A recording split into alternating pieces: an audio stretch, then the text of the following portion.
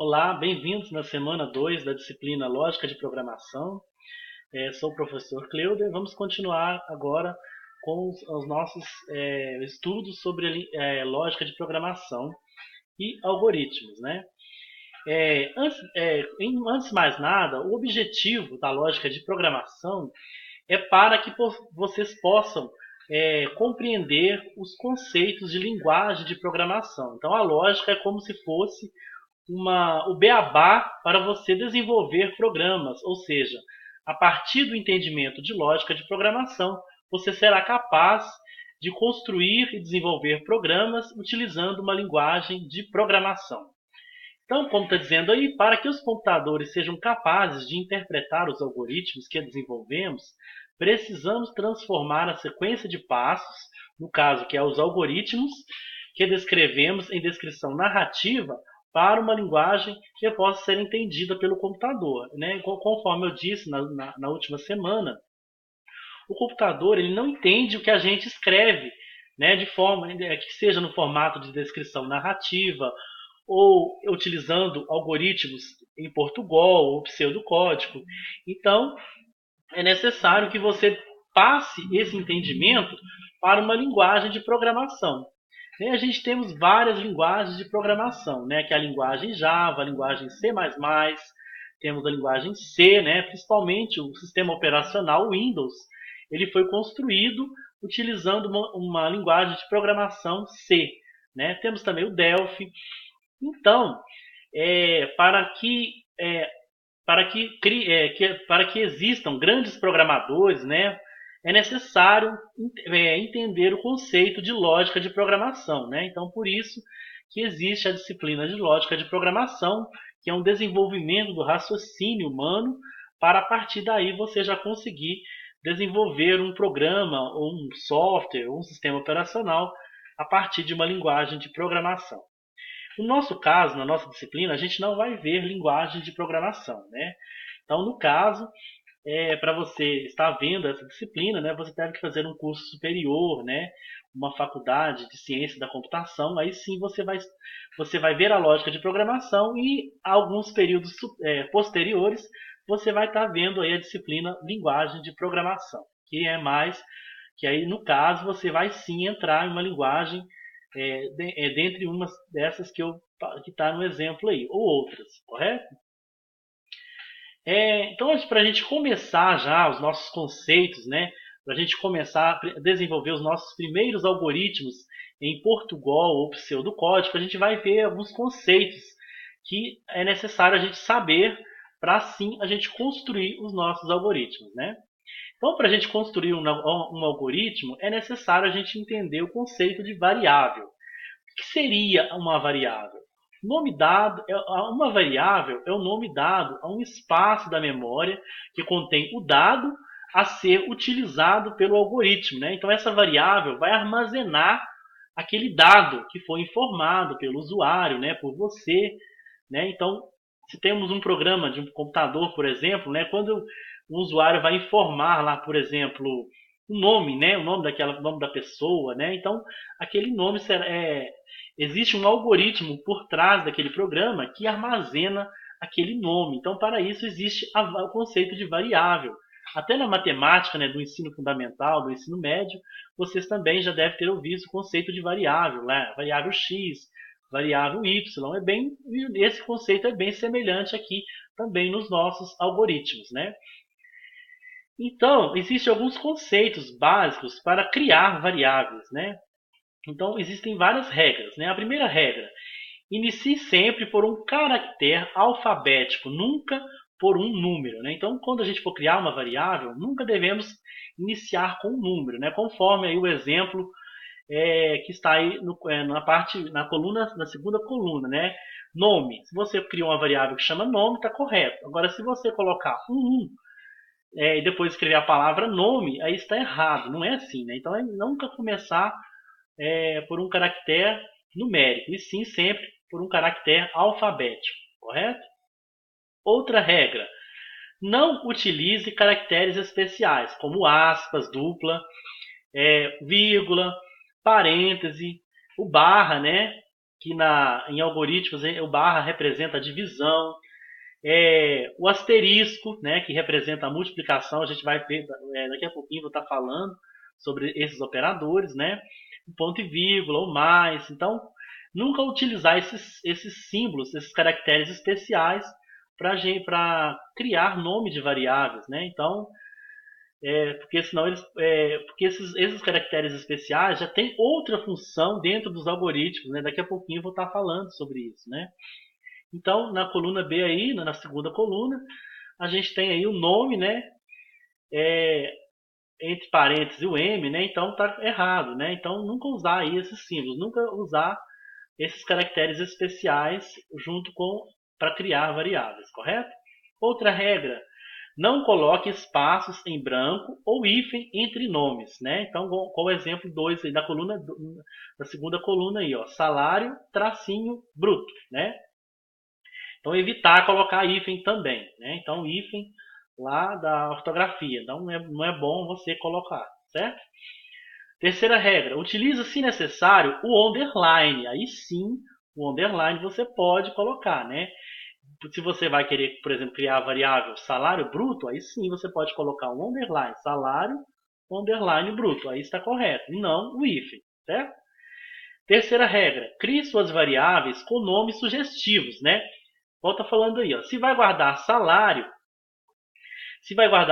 de funcionários, dê a variável o nome salário, né? Então, é isso aí, um nome bem próximo, né? Para que você saiba identificar na hora de você desenvolver o seu algoritmo, né?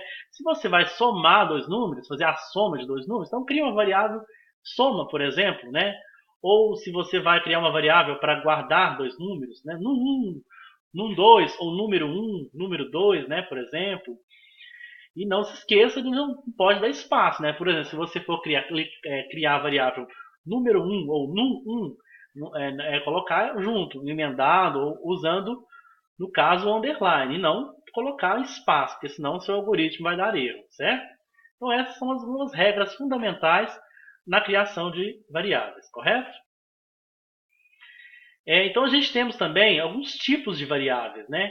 Temos variáveis do tipo inteiro, que essa variável vai armazenar valores inteiros, positivos e negativos, né? Então, lá no algoritmo, né, a gente vai usar para a gente desenvolver os nossos algoritmos em Portugal ou pseudocódigo, a gente vai utilizar um aplicativo que se chama Visual G, aliás, né? Então, inclusive, eu tenho um vídeo, né, que eu vou postar, você pode conferir no ambiente, um vídeo que mostra, né, como você deve baixar esse aplicativo. E daqui a pouquinho eu também vou dar alguns exemplos, né, para a gente desenvolver os nossos primeiros algoritmos aí utilizando o Visual G, certo?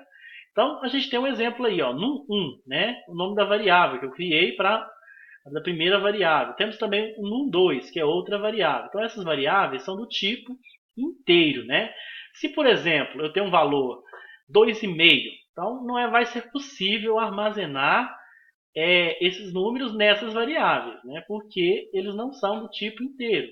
2,5, no caso, seria o caso no real. Então, por isso, eu vou estar falando também do real daqui a pouquinho. Então, se eu tenho uma variável do tipo inteiro, então ela só vai armazenar valores inteiros, positivos e negativos, né? E também letras e palavras eu não posso armazenar usando esse tipo de variável, certo? Também agora a gente tem a variável do tipo real. Então a variável do tipo real ela é mais ampla, né? Ela pode armazenar tanto números inteiros, positivos e negativos, e também com casa decimal, né? Igual no exemplo que eu dei, 2,5. Aí no caso ele vai entrar uma variável do tipo real, certo? Então, para isso, ele é um real. Você também já deve ter aprendido nos números inteiros, números reais lá na matemática, né? Então, é o mesmo conceito, né? Não muda nada, né? Então, vocês podem perceber que os algoritmos eles estão muito próximos da matemática, né? Da lógica matemática, né? Então, isso você pode perceber isso. Aqui, ó, eu coloquei um exemplo, salário real, 2 pontos real, até tem um ponto aqui, mas foi um erro na digitação. É bom você evitar colocar também acento, né, aí nos salários, conforme as regras, né, de criação de variáveis, né? Então eu coloquei, na hora de digitar o corretor colocou o acentinho aqui, mas se você for criar uma variável desse tipo, né, que tem um acento, ele tira o acento, né? Então deixa o salário sem acento, né? Então o salário ele armazena valores com casas decimais. Por exemplo, 10 reais, vamos supor, uma pessoa recebe aí R$ 1.000 e 50 centavos, por exemplo, ou R$ 1.000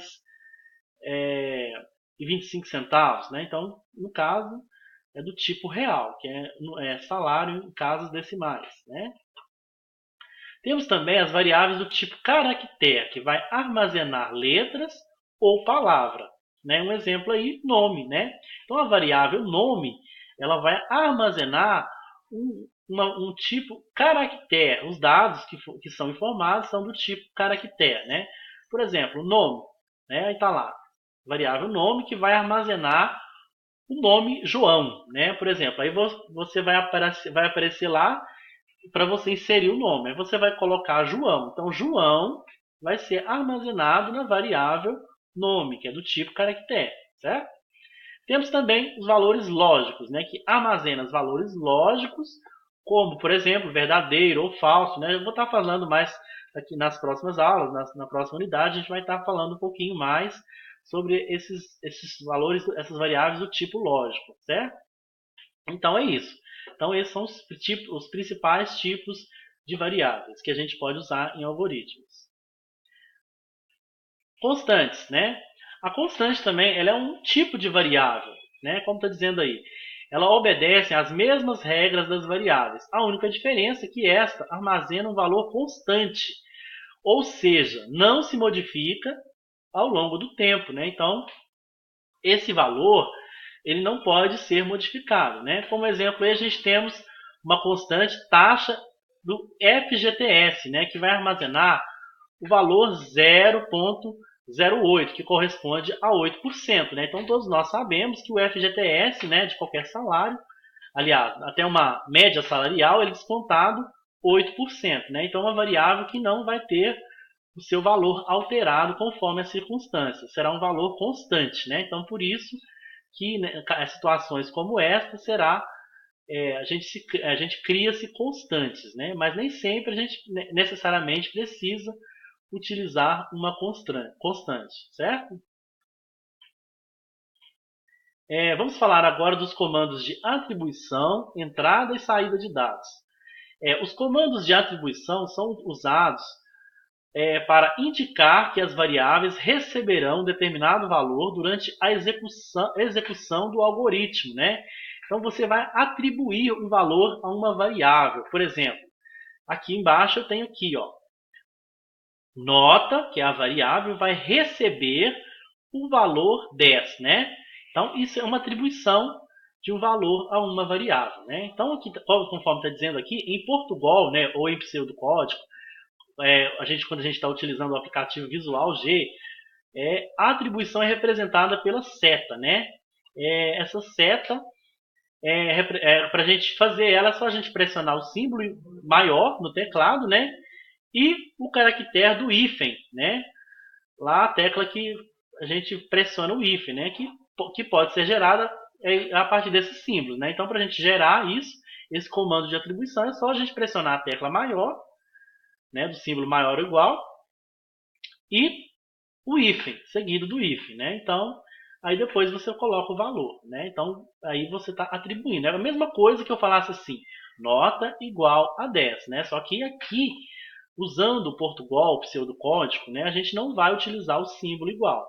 Existem algumas linguagens de programação, né, como, por exemplo, o C, né, que aí sim utiliza o símbolo igual. Mas no nosso caso, a gente não vai utilizar o símbolo igual para construir algoritmos em Portugal ou em pseudocódigo, né? Lembrando que o Portugal, mais uma vez, ele não é uma linguagem de programação, né? Ele é apenas uma, uma, uma linguagem para você construir algoritmos de forma simples, para depois você transformar esses códigos em Portugal ou em pseudocódigo aí sim numa linguagem de programação, tá bom?